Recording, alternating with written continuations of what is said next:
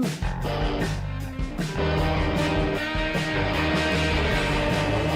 Van Dam! Rob Van Dam! Rob Van Dam!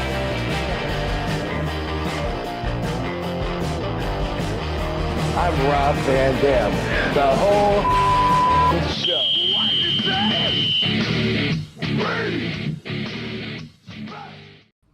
Hey, what's up? It's Monday night. Mondays, everybody's got a case of the Mondays, but we got a good case of the Mondays because we have Mr. Monday Night here with us. It's oh my god. I love working Mondays. What's your name again? Who is this?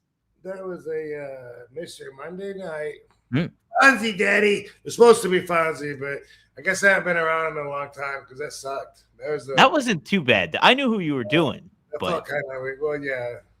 I think I used to when I'm not around someone for a long time, then after a while it's hard to tap into that, like right. Last time when Bobby Duncombe he passed away and I hadn't been around him in so long, and I would just tap into him, and I would feel like I'm from Texas, and I could just like feel his vibe, and then after a while I was like, it's kind of sad, like, wait, what did he sound like? Like I have to hear some VHS tapes. But I used to be able to do a Jesse Ventura, and then I was trying to imitate him because he was there the other day, and I was trying to make jokes. Couldn't come anywhere near his voice, and I was. Really? But then again, at one time I could do Mickey Mouse, and I can't fucking come anywhere near that now. Dude, I know you shared this on Facebook. You shared a video of yourself from like 1991. You feel me? I hope you do. What about Facebook? What did I share? Oh, I know what you're talking about. You know that pro? I never saw that before, and you're just like, I can't remember what you're trying to promote, but you're like, like you redid it and stuff. It was fun. It was pretty neat to see. Yeah, they're like, you're in a Northern fucking independent junior championship, whatever, some shit. And I'm like, I am. I am. What? Scotty Riggs. And I didn't even have the Scotty Riggs. I'm gonna hit you with the Van Terminator voice. Yeah. No. That was when I could do Mickey Mouse. My voice has gotten a little bit rougher over the years. Oh boy. There you go. Isn't that goofy? That was Mickey, I guess. No, that was me. Hey there. I guess it's kind of goofy, Mickey. Goofy don't even talk, does he? No, he don't talk like this. God damn it. Pluto talks. Pluto doesn't talk. Pluto doesn't talk. There you go. Yeah. There you go. That's right. I got it. There you go, huh? But no, that was neat. What was I gonna say too? Oh, I was with Nash. Nash was in Pittsburgh, and we were talking how great your impressions were. And I was like, I told him, I was like, I think my favorite one that he does is young Rob Van Dam is my favorite. Yeah, I can do me best. Yeah, I hear you doing you's the best one, I think. And I can do my grandma perfect, but not really. But as far as you know, yeah, I believe you. I told him too. I was like, his Violent J is low key good too. Your Violent J is really good. I noticed that when we had him on last week. I was like, dude, Rob does a good Violent J. Who's the dude? Funny dude, the wrestler. He's on Rene Dupree's show a lot, and he does a lot of the impressions. Jason Sensation? Yeah, that's what I was thinking of. Yeah, Jason Sensation. He's pretty entertaining to hear. I don't think he made his career off doing that. Some people from imitating The Rock and Stone Cold, and then they're like, hey, can you pay me to do the exact same thing they're doing? But he's funny, and I just, when I'm telling stories, sometimes I get into the story and I'm just thinking of remembering the facts and the way they articulated it, Yeah, that's right. Would you say, oh, Joe, yeah. Yeah, dog, I really appreciate it when you do that too, man. Dude, they're like really getting a lot of good aren't they? Good comments, good feedback, good energy going their way this week. And maybe it's been for a while. I don't know. We just kind of tuned into it though, and it's really, really cool to see. I was doing an interview earlier for some places in the UK, and they asked what promotion I thought was the most underrated, and I said it's got to be JCW. Those guys, people they're starting to talk about them, but I feel like they're gonna keep talking, and they're growing. And it was a year ago that I pointed out they had this crazy schedule. Like who's doing that? What promotions can say, here's what we're doing in December and lay out 15 to 20 dates? It's crazy. And I've just still been doing that. And now that they got Vince over there doing the writing, the fans seem like they're really into it. And man, good for Joe, because he's been like hanging in there for so long and not getting really any credit. And then all of a sudden, boom, like there's no telling what this could turn into. I'm excited to see too, because they were talking about like nostalgia stuff, like acts coming in and the people we haven't seen in a long time. Yeah. And like not people that are doing some of the old independent shows. People that you ain't fucking seen in years. I'm thinking, who's that going to be? Like, who are they talking about that they're pulling out? I was speculating like Sean Stasiak. He's still in great shape. You could bring him in. Bring him in. I don't know if Chuck Palumbo, what he's doing now. He'd be another one. Above average, Mike Sanders potentially. Remember him? Is that the Ohio? I'm thinking of someone else. I think because I'm thinking of the promoter from Louisville. Oh, okay. Yeah, no, I don't even remember where. Mike Samples, I think. Oh, Mike Samples. Okay. Yeah, I don't remember where Mike Sanders was from. But okay. It's gonna be interesting to see who they bring in. I guess I was trying to think of like older generation, like people that that were doing it when I was young, watching it as a fan. I don't know why, but that's where my head went, and I'm like, too bad. You can get Barry Horowitz. We see him at conventions sometimes, but I don't think he's wrestling anywhere. But what's his ass from Oregon? Billy Jack Haynes. He's in jail. Oh yeah, he's not going to be there. Abdullah the Butcher, we don't see him booked at too many wrestling shows. No, he just had some surgery or something, I think. Yeah. Yep. And Katie sent me something. Thank God it was a false rumor that said R.I.P.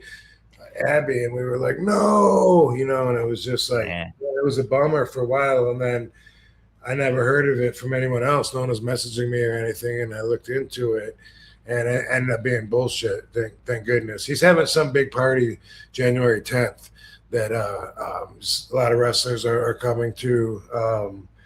I guess it's his birthday celebration, I think. But anyway, I'll be in Tampa that night, so I won't be there, or else I would be there to support Abby. He's been there the whole time since my very first match, and then my first several after that.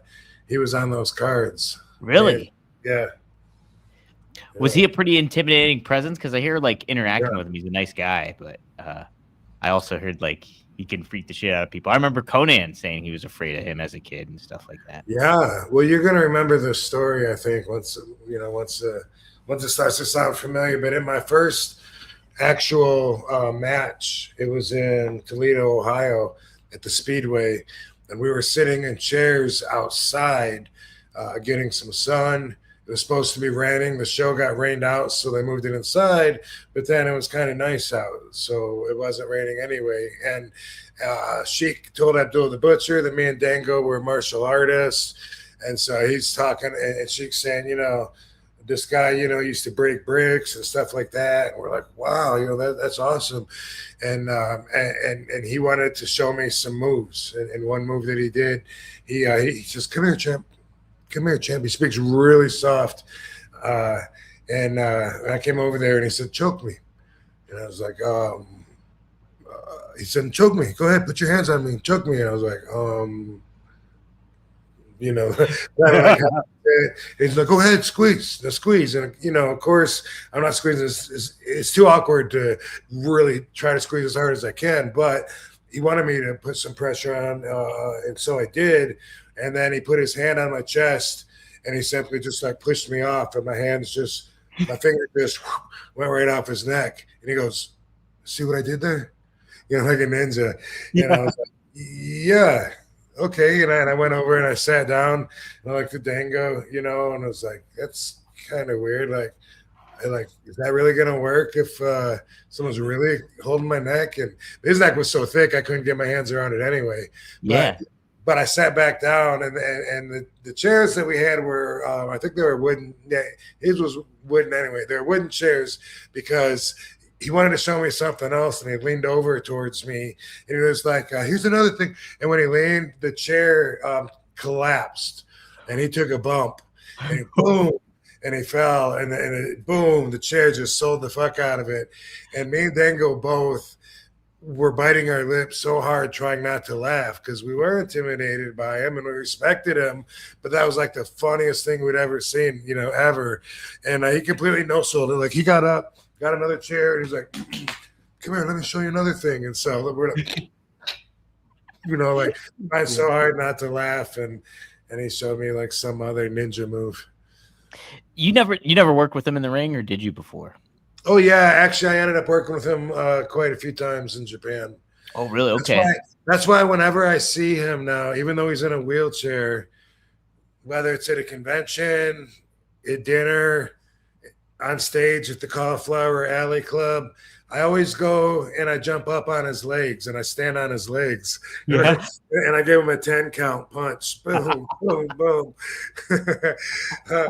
And the reason I do that is because he used to always love taking the monkey flip, and he was so big, it's impressive. Like Japan, it'd be like, ooh, and then clapping with their feet on the ground. But he could take it, and he would, whenever I wrestled him, he would always have that put that in the match, and want me to monkey flip him. And so I go up and pretend like I'm gonna do that, even though he's on the chair, and I'm giving him the punches instead of the monkey flip to change our heart at that point once I'm up there, I guess. But yeah, right, yeah. But yeah, just for the obnoxiousness of it, like, who would do that, right? That's great. The guy, he's in his 80s and questionable health in a wheelchair. So I just, just for the shock value alone. But he loves it. Like, he gave me the Cauliflower Alley. Were you there this year at Cauliflower Alley Club? Not this year, I wasn't. I didn't make it this year, no. He was out there on stage and he was giving his speech, and he looked at me, and I was in the front row, and he's like, he pointed at me, he goes, every time I see this guy, and that's all I got out, and I ran up there. You did it? Oh man, I wish I was there for that. It's our special thing. Yeah. Oh man, that's great. No, Abby, man, what a legend he is too. It's just like such a presence. It's like the unique look. You want to talk about unique looks, and Abdul the Butcher, no doubt about it, man. And by the way, when I was training, I still have these programs that the Sheik gave me way back then, before my first match. Body Press Magazine, it was called. And there's a program, with 6, maybe 8 pages with the folds. Looked like maybe a second grader put it together. Yeah. This was before Photoshop, so it was pretty fun. Right. Combination of some drawings mixed in with photos sometimes and stuff. But he gave me one that has Abby when he was starting out, and Sheik said that when he first found Abdullah the Butcher, that he was indeed breaking bricks and boards and stuff for a trick. And Sheik said that he pulled him in under his wing, and taught him how to work.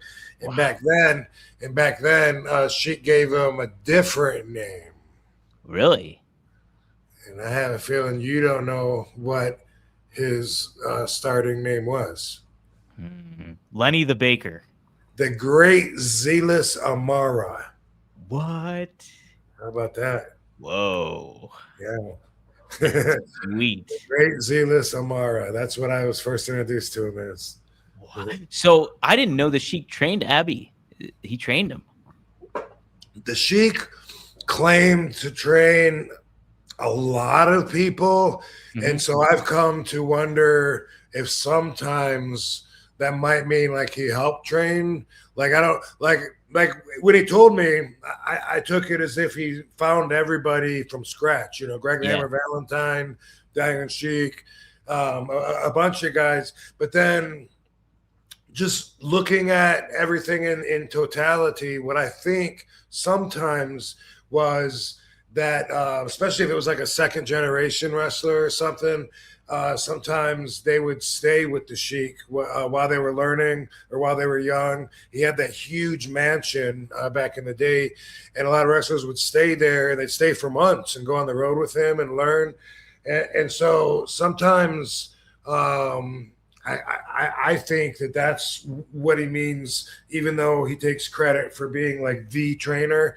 I think sometimes he might have just been that influential, you know, at a very important molding part of the career where Sheik, you know, wants to take credit for it. And I get that, because even when I signed the contract with him, which I still have, it's very onerous. Like he doesn't want me learning from him and then going and learning bad habits and learning how to be the shits from the guy, you know, in the next town, and then telling people the Sheik trained me when I'm the shits now. You know what I mean? It's like, right. I would feel the same way. Like I wouldn't mind helping people, but if I was going to go through the trouble of actually really putting my time into somebody, and I wanted them to be like my protege, carry on, you know, my teachings. Yeah, I'd be pissed if they were picking up bad habits, coming to work out night and doing the fucking Canadian Destroyer and the fucking Spanish Fly bullshit. Spanish Fly. Rob taught me that one. Right.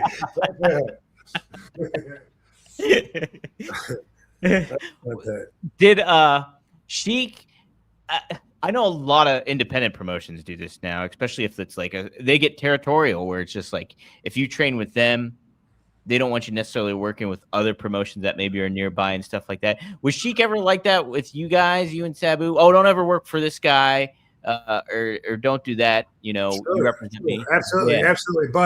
But with their approval, I could do anything. So yeah, a lot of the guys, they were like, "Fuck that guy." You know, he's an idiot. You don't want to work with that for that guy.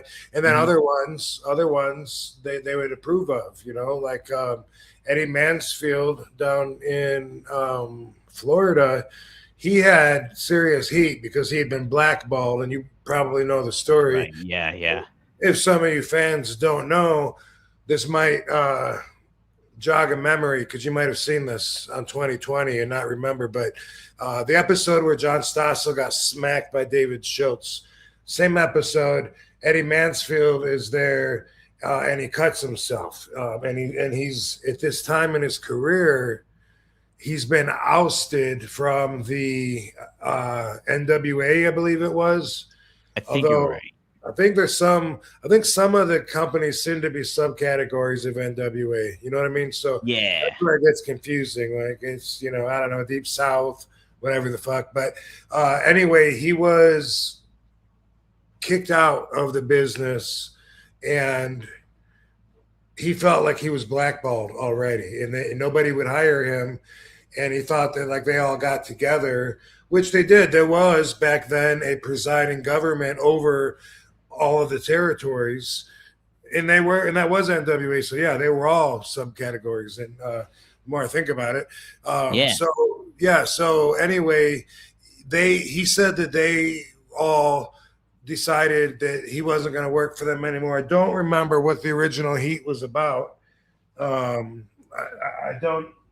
I'm going to have to ask him, but the results of that were that he now was out of a job. He felt like he wasn't going to wrestle anymore, and he said fuck it, and he went on 2020, and he broke kayfabe, and he got a lot of heat for it. You know, now everybody does it every week, but back then it was still kayfabe. It was still the number one rule, was protect the business always. That's the rule that I got taught. And that for my whole career was what I abided by, and had that in mind, whether it's setting up spots, whether it's conversations, Although now, I'm a little more flexible with conversations, obviously, because times have changed. But anyway, he got the heat and wasn't getting booked, and he went on 2020, and he told them it's a work, and he showed them he got a razor blade, and he gigged his forehead, and he told them, see that? Red turns to green. And a real famous line, red turns to green, talking about getting paid. And so after that, of course, then he had even more heat than he did before, because now he just gone on TV and exposed all this shit. And so now he really was blackballed, even if he wasn't before. And so much that when I was in Florida, I moved down there in 91.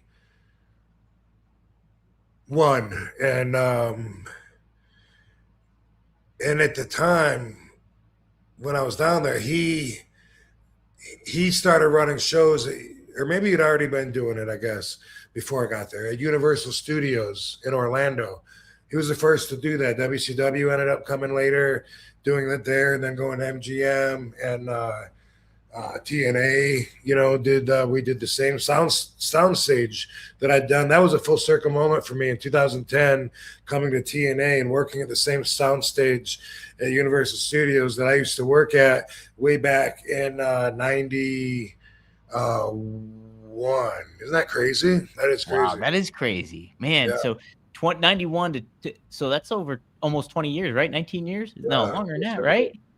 I don't know. Let's not do the math. But yeah, I'm horrible at math. But so anyway,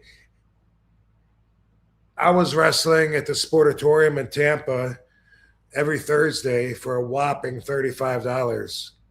Whoa. And helping set up the bleachers and shit too sometimes. But and then there was another guy that had a coin collection business, and he ran shows like once every couple of months, and he paid $50. And then at that point in my career, what I was taught by Sabu and the Sheik was just get as much ring time as you can. Don't worry what they call you. Don't worry what they're going to do with you. You're in it for yourself to learn, and just you need experience and ring time. So go to as many shows as you can, network at those shows, meet other people that are there that book their own shows. And so that's what I was doing during that time. And then Eddie Mansfield, he was running, I guess a little less than once a month. And he had TV. That was a big step up. Yeah. Now, I had done TV already at this point. I just turned 21. And I'd done TV for South Atlantic. That's when the picture of me with the tag team belt in front of the Piggly Wiggly, I think it is. Yeah. And so that was TV, South Atlantic Pro Wrestling. And before that, I was on USWA in Memphis, Tennessee, which we've seen that. That was pre-RVD. That was young Rob Zukowski. But at this point in Florida, nobody was doing TV down there. I was making trips back and forth actually to Charlotte during this time to do their TV. Eddie Mansfield has TV. He's also getting the wrestlers booked for TV shows. How cool is that, right? Sweet, yeah. Man. Some of the guys were getting booked for shows that they filmed on there, like Superboy and Swamp Thing, and some of these Universal productions. And I totally wanted in on that. And everyone that was at the Sportatorium of Tampa said, "Bro, if you work for Eddie, you'll get blackballed. No one will book you again." And I was like, "Fuck, man, what? That damn." And I called Sheik, and I told him the whole situation. I laid it out there.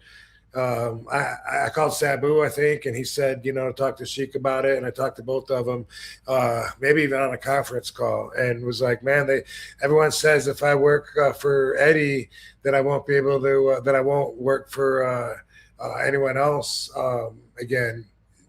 He said, I'll make it real easy for you. Fuck everyone else. Sheik said that? That was Sheik said? Yeah.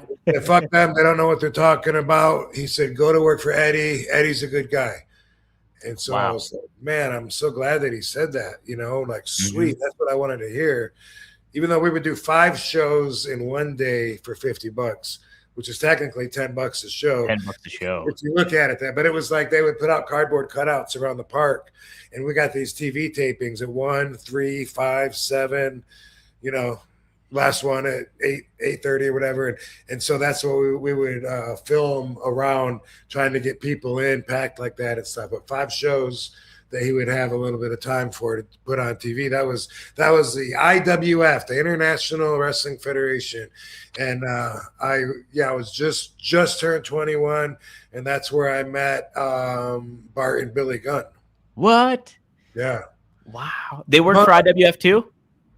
Yeah, they were the long riders. Cowboys. Oh, okay. Wow. They ride on horses. Yeah, I mean, obviously, I met a lot of other guys too, but as far as like guys that are still in the business doing it, that I still see all the time, I don't think there's too many that I've known for 30 years or whatever. Right. Whatever, 35 years, I guess. Shit. Yeah. That is it's 34 years. Yeah. Wow. Man. So did you end up having did the Eddie Mansfield kind of thing ever come back and hit you after the fact? Like, did nobody ever give you a hard time for it? I was on my way up, brother. Heck yeah. Eddie saw a lot in me. Everybody thought my split leg moonsault was the shit. Yeah. And I was just starting to get, the more TV time, the more magazine time. I was just seeing my star rise and seeing the good feedback and comments that everybody was saying. It's like back then, being different in that way, in an athletic way, I think was easier to do than it is now. Because now, first off, everybody grew up watching me. Sure. And X-Pac and Sabu and 1, 2, 3 Kid. What the fuck? Yep. Sean. And wanting to do that because that was the cool, and Jeff Hardy, of course. So nowadays, I think the way I feel, I could be wrong, but this is the way I feel about it. The wrestlers that might stand out by being even more extreme with those standards. So now everyone's doing a 450. Okay, so the guy that's doing 700 now, I think it's harder to even stand out like that because it doesn't even register in people's minds. Oh my God, this guy just did, 2 complete flips. And they do that. 2 flips and then land on their ass on somebody and or double or, springboard double flip to the outside. It's impressive for the moment. Don't get me wrong. But I feel like it's harder to really stand out as being like, whoa, this dude is nuts because of what you're competing with and because of the style has changed that much. Right. And I think everybody sees those moves get done now. I remember it being like a huge deal when you nail the 5-star frog splash. I remember being like in awe when Billy Kidman would do the shooting star press and like seeing that happen. Yeah. And I was like, how is that possible? I remember thinking all that. And now like people do a lot of that stuff in different ways and manners. And it's just that you guys made it feel unique, but that I think a lot of it, like kids playing video games and doing those moves and seeing it all get executed. And by the way, shout out to Too Cold Scorpio. Yeah. Heck yeah. Been doing that same shit since 92. You know what I mean? Right. So we were able to stand out and everyone thought we were crazy and they didn't even understand it. Wrestlers would be like, just do all that flippy shit, and just let me know, if I need to know anything. And it was almost like I had people believing that I could fly just because they hadn't seen simple shit. I would call it simple now compared to what the gymnasts are doing. You know what I mean? Just because I could do a standing moonsault, that made people in their mind think that I could, fly literally. And now, everyone does everyone's moves in wrestling school before you even have your first match, which is totally different than we did. But also, the average wrestler body size has come down considerably, and that's also to coincide with the style being different now.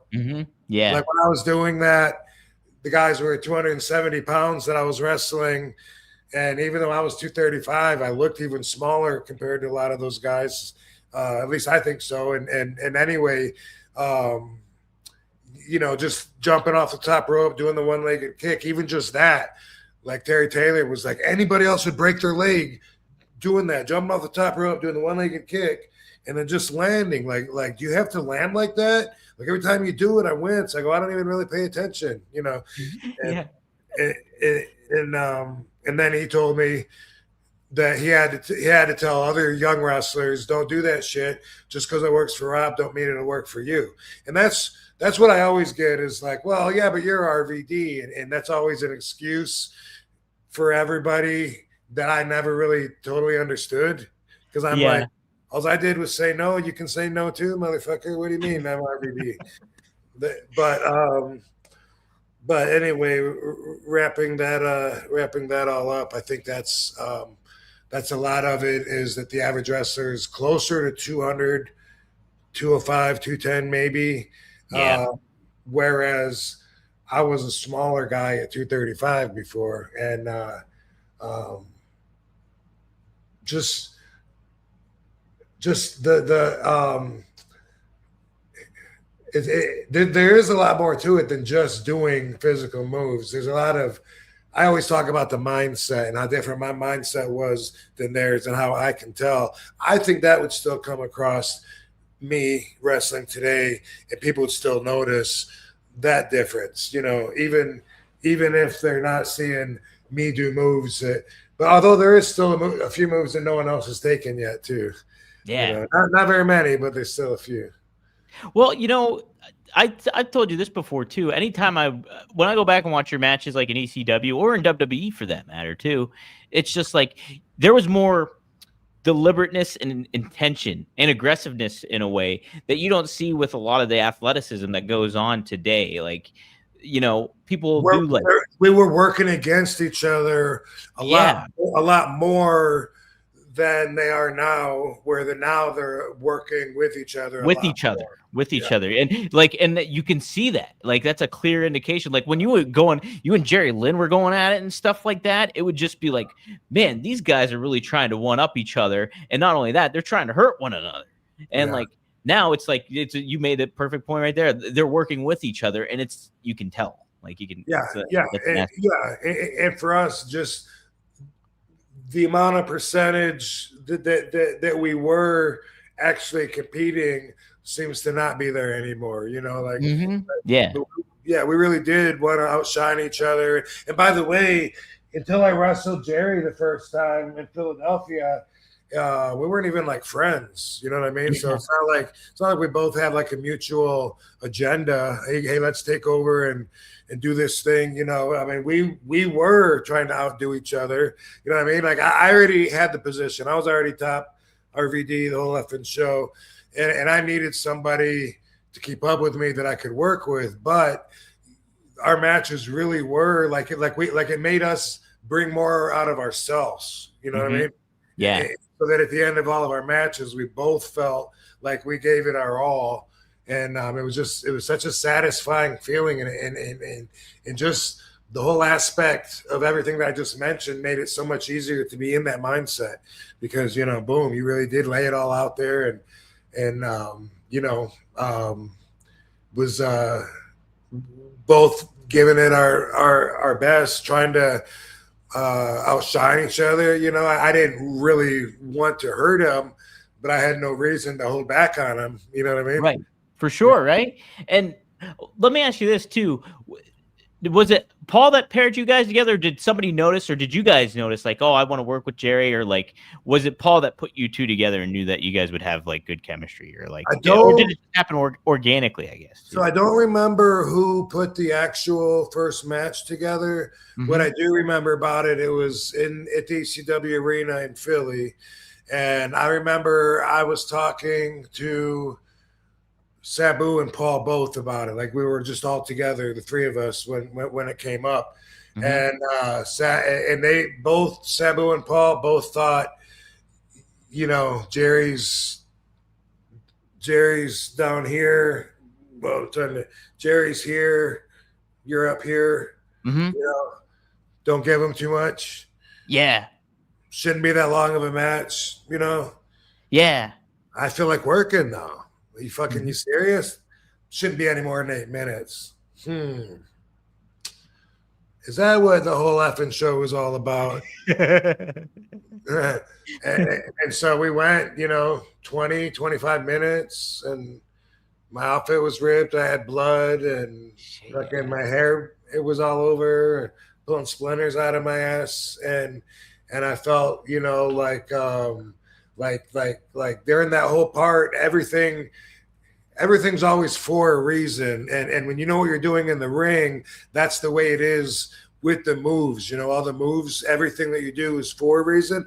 But also on a bigger scale, everything I was doing with him was building my fan base up too. And my connection with the crowd was growing, and they were learning more about me and what I'll do. And I was learning more about me too, what I can do with something like that. Mm-hmm. Yeah, Jerry like challenged you probably in different manners than other guys did too. Like totally. There's never been another, and everybody wanted to be the next Jerry Lynn. Yeah, and they still like, I hear people, if they're wrestling me, they'll ask, "Can we do some of that Jerry Lynn RVD shit at the beginning?" Otherwise, I'll hear them say it to each other, and that's pretty cool. We set some standards. That right before that, I met him. He had just been around ECW for a short time, and he was Scotty Riggs's friend. Okay, yeah. And so when you're a friend of one of my friends, then you're in with me. You know what I mean? Unless there's a reason not to. Like, you could say, "Hey, this guy's my buddy," and I could look at the guy and get bad vibes and still be like, "Okay," let's keep him from a distance.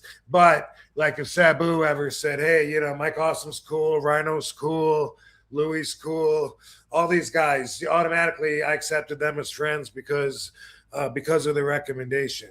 And so Jerry, I figured that I would like him. I was on the airplane. I think this was a shitty value jet, which was horrible back in the day. These airplanes used to be late, change the gate 5 times before they'd get off in it. But anyway, we were on the same airplane on the way to Philly, I guess, and I was closer to the front, and he was in the back, I guess. No, it was the other way around. Okay, yeah. I used to ride in the back then. I didn't have standards yet back then. But anyway, when I got on the plane, I walked by him, and he was, sitting up more towards the front. "Hey, Jerry, yeah, good to meet you. Yeah, Scotty talks good about you, blah, blah, blah. Cool, man. Yeah. Well, cool, man. Yeah. Look forward to, hopefully we'll be able to work with each other, And I went back and sat in my seat in the back of the airplane. And then when we're up in the air, Jerry was feeling social, and he thought that would be a good time to unbuckle his seatbelt, walk back to where I was sitting, and talk some more. But this was there in my Soma days, and when he came back there, I had eaten some Somas. And I was eating cereal because that was the big 5-star meal that they gave us. Yeah. Frosted Flakes. Oh, man. And milk and a spoon. And I was just frozen like a statue with it close to my lips and my eyes closed. And I was just like this. Oh, my God. Like, anybody that knows people that use a lot of Somas know exactly what the fuck I'm talking about. And I've seen Sabu 100 times like that, Yeah. And myself. First time I took Kratom, that did that to me too, because I took way too much on purpose, but Sabu told me to take 3 ounces, and he meant 3 grams. And so it was a whole coffee cup full of just the powder. I did everything I could to get it down, to try it, and oh my God, I would not recommend it. But I needed Katie's help, and I was trying to eat some chicken noodle soup, and I was falling asleep on the way to my lips. I just kept, and I'd wake up and I'd be like, "Oh, I'm almost there. Fuck, a little further, and And then I'd be like, oh, I had it. I can do it this time. Pull it.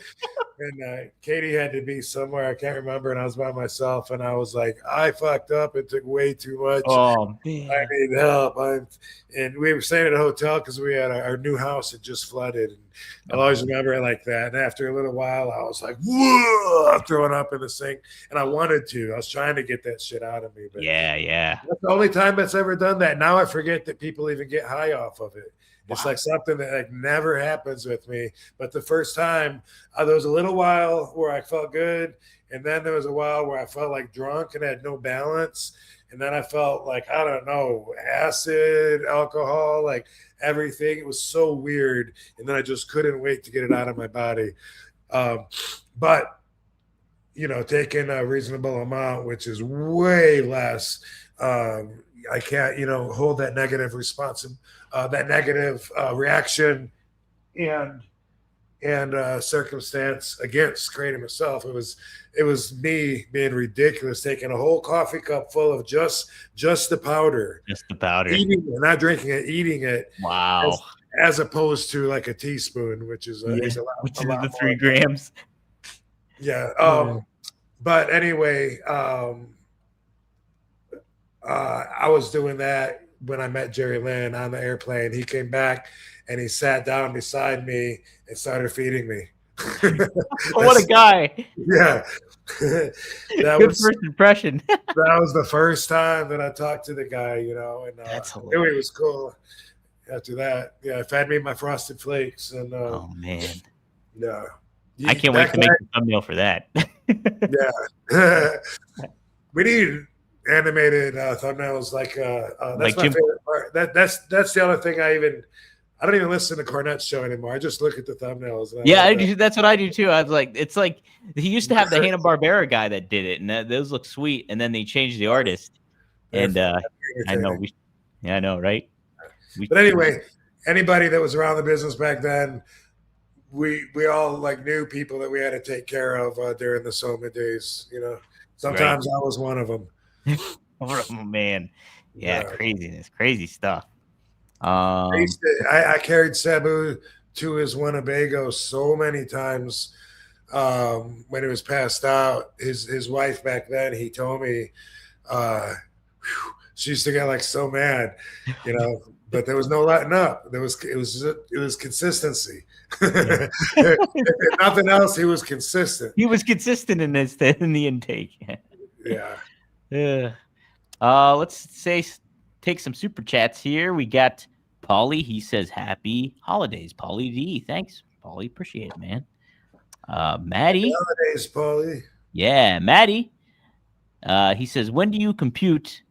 Maybe Sabu meant grams, not Oz. When did you compute? Maybe Sabu meant grams and not ounces.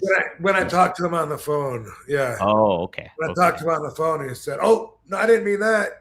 And yeah, and then it turned out like his whole bag, I think, only had like 2 ounces in it, you know. Man. And then so I was like, "Dude, I know. I thought you meant a bag and a half." Like I was stupid too, like you know, like I should have known, you know, that. But I was trying something. You never took it before, right? Never took it before, and hearing it's getting guys off of opioids and it's safer, and I was just hearing a lot of good stuff about it, and you know, I wanted to take like a maximum amount, I guess, because I didn't believe in it that much. Because a lot of shit I don't react to when everyone else in the room or in my bubble seems to be like, oh my God, that's great, right? And I'm like, where's that emoji with the straight across mouth and the straight across eyes? Like, I've seen that before. Like, save your party favors. Don't give them to me. That's the way I am a lot. So I think that's why I was looking at trying to take a maximum dose. So I was probably okay. If people are getting off of Vicodin and Percocets and taking this, you know, this must be like really weak. You must have to take a lot of it. I don't know. But anyway, I'm glad that I discovered it though, even though it tastes bad and, you know, but you can get it in different forums and stuff too, if you really want to. So yeah, definitely. So more, I got to talk to you about the Kratom thing too when we get off air real quick too. I forgot about. There's an update I got to give you. Okay, trying to get it accessible for some of you RVD Van Dam fam out there. That Van fam going on. Get asked a lot of questions about my experience with Kratom, and I try to point fingers at where to get it, like what do you call them? Head shops, places usually not where they sell weed, but where they sell CBD and pipes and stuff. And that's going to be your best bet. But we're going to try to have some available, maybe even some RVD stuff. I don't know. There's lots of talks going on. RVD weed is coming back. Not with the same guys that ripped me off, but in fact with somebody much bigger and much better. And we'll have some news to talk about there real soon. Absolutely. Heck yeah. So keep your eyes peeled for that, everybody. Jem the Dawn just wanted to wish you a happy belated birthday and big ups to Kate, you and Katie too. Yes. Thank you for that. Yep, it was. I didn't do anything special for my birthday. Just nothing. I still got to open some cards. like my mom and sister, I got some of that.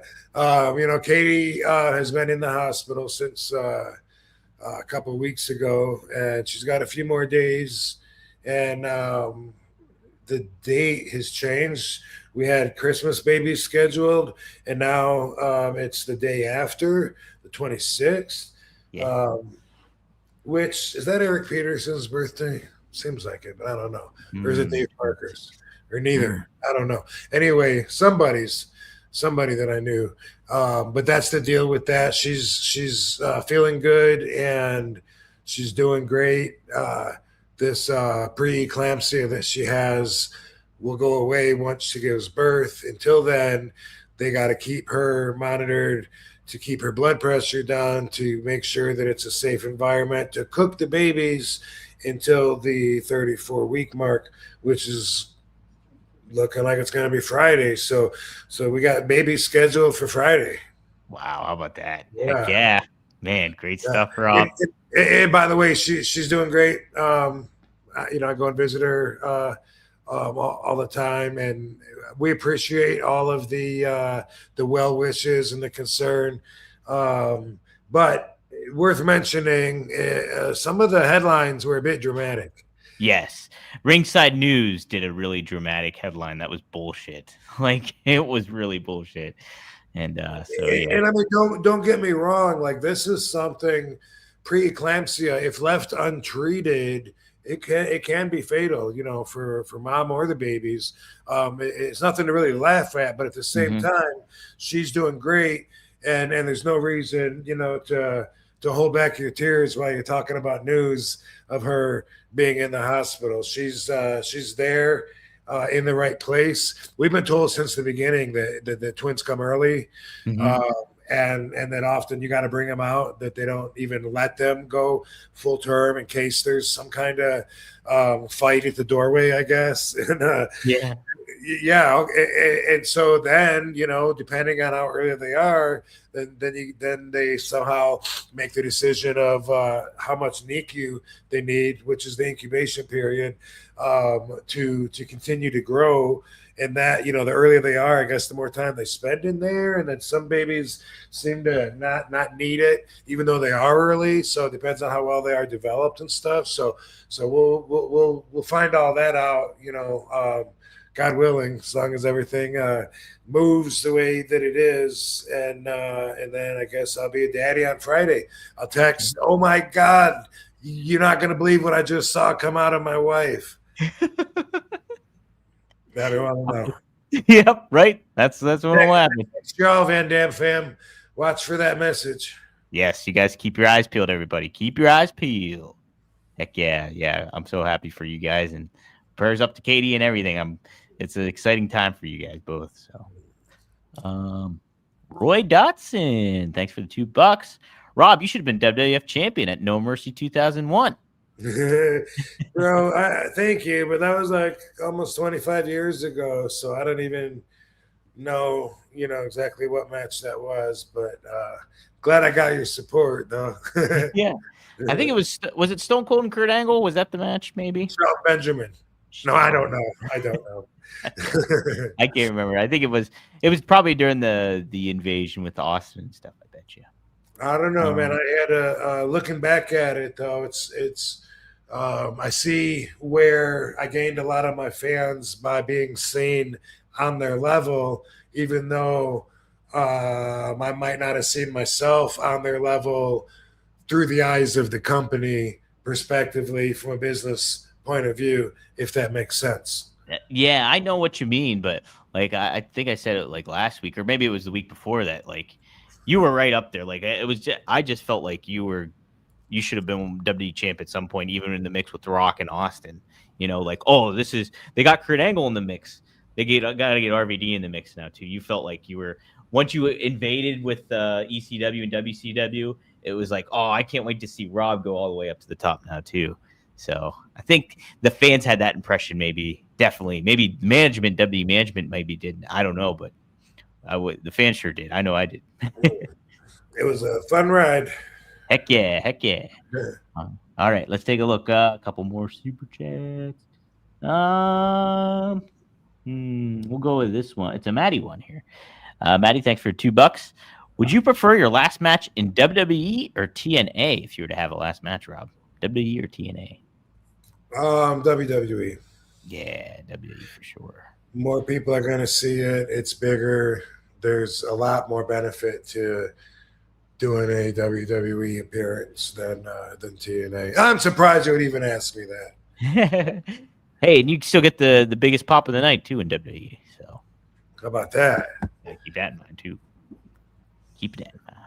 If only that equated to the biggest payday. That's right. The pops should equal the payday, huh? Frankie Terrizzo always asks a good question. Thanks for the $5. If Vince had brought back the real ECW, could anything been done about those rated R chants spreading to his other shows? That's a tough thing to do, though, to try to monitor the censorship with all that stuff. The hard, like, swear words, chants you effed up. And the question is, like, since we're working in front of that crowd, would that be a problem that would bleed over into SmackDown and Raw? Probably. I think that's kind of what Frankie's mentioning. If you want to clarify, Frankie, feel free to. But I think they're saying, spreading to the other shows. So you're watching ECW, that's fine. But then you watch SmackDown and you hear, she's a crack whore. I think that's what he's asking. I think so. I think that's what maybe that he's getting at here with that concern potentially for that.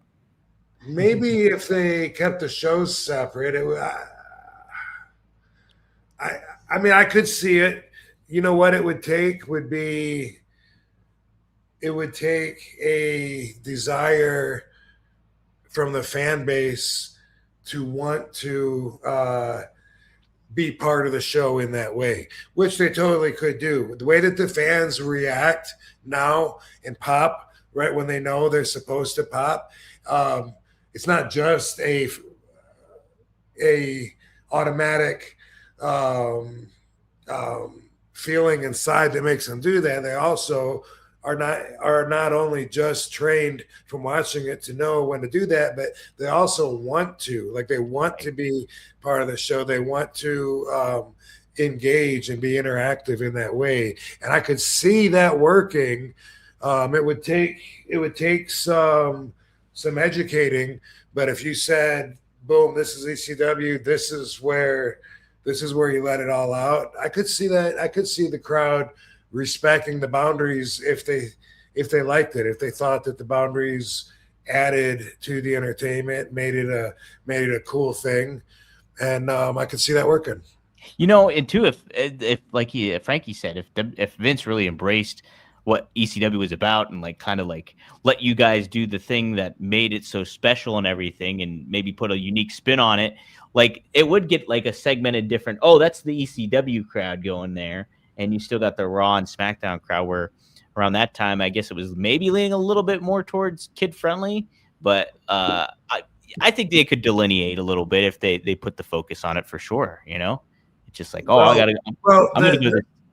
You can't use what they did before as the model to do it, though, because what they did before was not only did they not try to get the fans to act differently, they didn't even want the wrestlers to be distinguished. You know what I mean? So when they were doing the ECW on Sci-Fi, and they would have Matt Hardy or Kane or somebody that wasn't even on the ECW roster, I mean, that alone tells me that they were trying to let's say normalize, for lack of a better word, ECW and make it more like the other ones instead of capitalizing on what made it unique. So of course, the crowd would be the same thing. They would have to really keep the wrestlers separate, keep the rules, the characteristics that made ECW special. They would have to keep all of that separate than what they have on their other programs. And then with that, if they let the crowd know that they wanted them to, really let their hair down, so to speak, on the ECW, and that they, we won't be confiscating your signs on these shows, or, everything you could educate that you could use to help them understand, boom, it would work. It would definitely work. Yeah, I'm with you. Yeah, and what a fun way that would have been to change the lights. Yeah, change the lights, change the apron, change the mood, music changes, everything. But instead, ECW, everything changed and became half ECW. ECW, more WWE. And it was just like, I always thought it was neat when they would incorporate some of the veterans, like from WWE into ECW. But I think if they were more selective and they did it in the right manner, it would be more impactful. I hated it. I only liked it if they joined ECW, like Kurt. Angle. If they were just visiting. No, I don't think. Yeah, and Kurt and Big Show. Then it's like these guys. They are now ECW wrestlers. Now we got to educate the people on that, get them to learn. These are new to the company, not new to wrestling, but they are EC. But they started having, like I mentioned, Matt Hardy and Kane. I think I'm right about both of those. I think those guys, when I was gone and suspended, I believe those guys, without even being part of the company, would just pop up on there just to confuse you. Yeah, no, it's like there was no clear distinction of who worked for ECW, who worked for SmackDown, who worked for Raw. Then add rules. So there's only one Extreme Rules match per night. And then, boom, what you just did was the opposite of what we were trying to do. Right, exactly. It's like you could offer an alternative product for fans, and it's they didn't do it. So that's good. That was the bummer of it all. Dang it. Let's see. Oh well, we got some good chats in here. This is from our boy Seth. Thanks for the $5, brother. He says, my big brags are that I saw Nirvana at the New York Coliseum in '93 and RVD Jerry Lynn at Hardcore Heaven '99. How about that? That's awesome, Seth. Dang, man. Seen music history, seen wrestling history. I don't know for sure, but that might have been in Poughkeepsie when which the memorable moment for me and a lot of fans also is when Jerry knocked himself out on the floor, taking the bump from the top rope. Oh my God. I had him crotched. I kicked him, and he was falling to the outside, but his feet got tangled up. And when he went down, he put his hands out to try to break his fall, and his hand actually pushed the mat away. Because normally we wouldn't have mats in ECW. Yeah, right? yeah. It's just a hard floor. But certain states like New York have a stiffer athletic commission, and they require things like you had to have mats. And but his hand actually pushed the mat away so that his forehead could bounce off the cement floor. Oh my God. Yeah. Yep. You're right though, Rob. It was Hardcore Heaven '99 was in Poughkeepsie at the Mid-Hudson Civic Center. Sweet. How about that? So there it is, little info. So that's awesome. You were there though, Seth. Good shit. I used to go and smoke in this. It was a dark ass room downstairs where they had like spare bleachers and stuff. They were all like pushed in. But there was only like a wall with a door, and then on the other side is where everybody, a big room where everybody. It was the center of where everybody would gather, and there was little rooms around there that would change. But I would always smoke just like 20 feet away on the other side of the door, and Dreamer would always, come after me, and be like, bro, your smoke is coming like straight in, and smoking up the entire dressing room. And I'd be like, dude, I know, man, they should make a better smoking area. They should gotta find a better smoking area for me. What the hell? Maddie needs a little advice here, Rob. His evil ex and the girl that he likes are in a cat fight over Maddie. Do you have any advice for Maddie how to handle this? Yeah, I mean, get rid of the evil ex. If you call her evil ex, that sounds like you don't think too highly of her, and doesn't sound like someone that you really need in your life. But I don't know, you have whatever you have together and whatever, but just from the way you put that, comparing that to me, like I've said this so many times, I hope I never see my evil ex again, ever. Ever. That would just be great for me. That would never be too soon. And and you said you like this other girl, so take her side, have her back. Unless your evil ex is always going to be around no matter what, because of your kids or because of property or whatever, and she's going to make your life miserable by you taking and backing the girl you like. But if it's not just a girl you want to bang, and there's something, and you legitimately, which one do you like better? If you legitimately feel like this girl is better in your life, boom, you just answered your own question. There it is, Maddie, right? Yeah. If you can, just kind of cut that evil ex out as much as you can, and put your focus on the girl you like. And it's gonna be a bitch anyway. At least let her bitch because you got laid by a hottie. That's it. That's it. Maddie also adds, and of course, by the way, my first move would be to try to set up a threesome. I just assumed that was, a given. Maybe if that's your one option, Maddie. He says, spark one for RVD, Austin, and Trish. Happy B-Day to the whole effing show. Heck yeah. Yeah. Quite the rest of his birthday. Quite the rest of his birthday, December 18th. Actually, when I was a young and was a shitty boyfriend, before I learned, about growing and being a better person. Like when I was young in this business, obviously, it's a crazy business to be young, and depending on who you listen to, you could go down a lot of different paths, But the main goal back then was to try to find like a sugar mama, because you weren't getting paid much when you're starting out wrestling. Try to find an older lady that could help support you, feed you. You know what I mean? Like that's gold. Like in the Memphis days, that was like a goals. You know what I mean? That's it. And looking at it now, I see what a shitty person I was using some people, and just like how much of a scumbag I would feel like if I ever was as dishonest as I used to be to somebody that was actually like so close to me, and just like a lot of things that, people like dudes don't care about. Like when they're young, they think, that being a player and juggling a bunch of girls and all that it's something they want to do. But the thing about it is the deceit, the dishonesty, the lying, the abuse of trust. And that's something that at this age and experience, I would just never do. I don't want to abuse somebody's trust, not anyone that, that cares about me.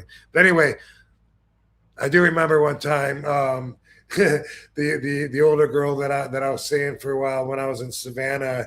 I came home from being on the road somewhere. It must have been I don't know, but anyway, came home on a flight, and my then girlfriend was there at the gate, and she wasn't supposed to be. I drove there. She didn't drop me off. You know what I mean? Wow. So I'm like, what the fuck? You know, it's like, hey, you know, you want to come and have a drink with me? And she took me into the bar, and there was this other girl that I had cheated on her with. Wow. And so, like, they were both, you know, like there to roast me and put me on the spot. Whoa. Of course, I was just like, is there any chance we can have a threesome? You know? Hey, now that we got all that out of the way, how about this? The one girl thought it was funny. She wasn't mad at me or anything. I don't even know what she was doing there. She was probably just, I don't know how she got her to show up there. She didn't care. She knew. She knew. She was cheating on her too. But yeah, but you know, like back then in that bubble that I was living in, like that seemed like, wow, like I'm living up to the standards of my role models. This is cool, what I should be doing. And I feel like more like a man. And now, you know, like I just value such different, you know, principles in life. And honesty means so much more. And just, you know, being, well, I guess that's the best way to put it. Honesty really means, like, that's one of my most important favorite qualities that I respect. And it's one that other people won't believe how much, but that's okay. They're just not going to believe it. You know, they're gonna be like, yeah, right. You know, he's lying when he says, I'm not lying. And yeah, you know, like whatever. But yeah, I just, you want, when you're at certain points in life, you know, maybe you should be doing that when you're young. Maybe, you know, I don't know, you know, but I'm glad I don't have sons. I got daughters. Yeah, right. Yeah, that's just will be off you then. I don't know. I mean, you want to live the rock and roll lifestyle at a certain age, but if you actually grow into someone that's actually wholesome, disciplined, someone that, what's the word I'm looking for? Like if you have, I don't know if you're respect worthy, you know? Yeah. There's a damn word there, but anyway, you got to do what you got to do to respect yourself. Let's end it there. Absolutely. Yes. 100% there. Amen to that. Sam Murray, BIM, thank you for the $5. Yo, Rob, happy holidays. Can you tell a story of Vince McMahon where he was angry? Do you remember a good angry Vince story? Damn it. I don't know that I've ever seen him angry. Oh, really? I don't think so. I don't know. I'm trying to think. You never seen him yelling in Gorilla at any of the commentators or anything? Probably in Gorilla, you know, with the headset on, but that would be something insignificant because it would just be work. You know what I mean? That's just a part of business. You know, like you know, I don't know. He's never got mad at me. Nice. Never yelled at me. Even when I quit, when we did the invasion angle in '97, you know, that was the first time that I talked with Vince. I'd already been there, had like 4 matches or so. I wrestled Jeff Hardy, Young Bon Jovi. I wrestled Too Cold Scorpio as Flash Funk. Yeah. I wrestled the Headbangers twice with Jerry Lawler as my partner. And I thought that they were already losing interest in the angle because now I'm teaming with a WWE guy against 2 WWE guys, and it has nothing to do with ECW. And that's the whole reason that we're doing this invasion angle. So I was really confused, said, fuck this. You're killing what we're doing here. And then I pulled the plug on the momentum and had to talk to Vince then. And even then he wasn't mad. You know, I walked out on him that day. They had to change TV plans, you know, like right before showtime, I guess. Or maybe it was during showtime. I don't remember if it was during showtime. I just remember like I had no idea what was going on, but Paul had told me one thing, and what was happening was the exact opposite. And then when someone said, you know, Vince wants to talk to you. That's when I learned that that Paul had set me up and had me ready to fail and had not been truthful and had basically told Vince that he was selling me to Vince for me to join WWE. I had no idea. No idea. Yeah. Yeah. So when this happened, I was still fighting for what I thought we were supposed to be sticking to. And I was like, this is fucking ridiculous. Why am I wrestling Brian Armstrong tonight? And then and this guy, they wanted me to job. But what the fuck is that going to do for me? I don't even work for you guys. What is that proving WWE is stronger than ECW? Because that's a big fucking red flag right there. And Vince was like, well, of course, I planned on you working long term for WWE. If not, I wouldn't have put you on my television. And I was like, what? And I looked over at Paul, and Paul's talking to, I think it was Bruce Pritchard. It's either JR or Pritchard. I think it's Pritchard. And they just started like acting like they were like having a secret conversation, like not paying attention. And I was like, what? And he says, yeah, I see you as being a baby face, an aggressive baby face.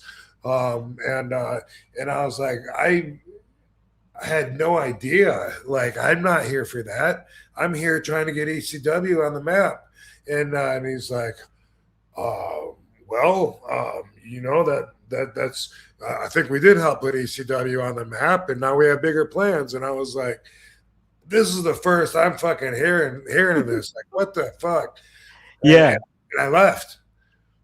And he still wasn't mad though. He didn't yell at me and shit. So I can't say. The only time I've heard him yell is when he's working and he's in character. Yeah.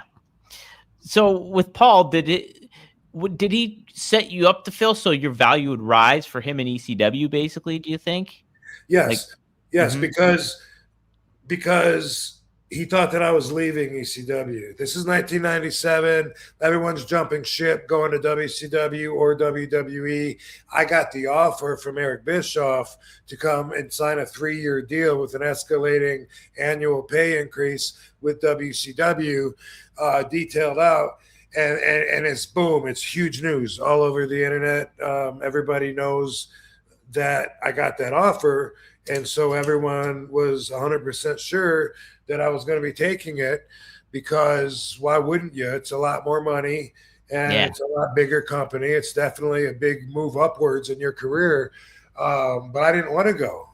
I didn't want to go. I wanted ECW I wanted to really just invest in ECW taking off. I wanted that to be a viable option where all of us could stay and make a living and not have to sell out and go work for one of the other companies. But Paul thought that I was going to leave. And then he had the idea, is there anything? He said, what can I do, if anything, to make you stay? Yeah. And, I already wanted to stay, but he didn't seem to know that. So I had a little bit of negotiating power, and I was like, we can make that happen, and we worked out a deal, and then, and put me on a contract, guaranteed money, favored nations, which I now understand Dreamer and someone else also had favored nations, which only one person is supposed to have that. That's what it means, but anyway, it just means that if no one can make more money than you, that's what favored nations means. Okay. So usually one guy has that because he's the highest paid, but can you legally put everyone at the same pay and then have them do that? That I don't know. I don't think so. But right now I wonder that, in this conversation, maybe that's legit and maybe we all made the same, but I don't think so. I think I was paid more than them. Anyway, what if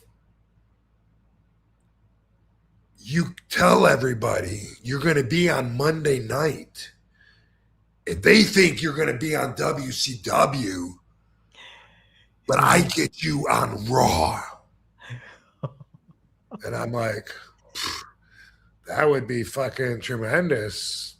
But I mean, you're not, what are you talking? Why even, what? You can't do that. Why even, what are you even talking that for? You're not going to, how are you going to get me on Raw? What the fuck are you talking about? Let's just say Vince owes me a favor or two. So you're okay. You're being serious right now. Mm-hmm. I'm being serious. So we swerve everybody.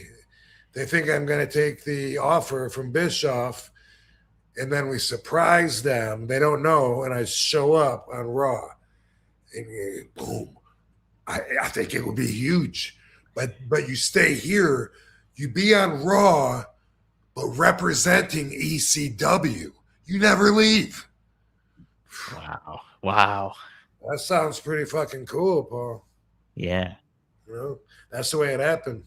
And then but Vince was under the impression that you were heading for him, like you were just going to work more for him than. I was leaving. Vince was under the impression that I was leaving ECW.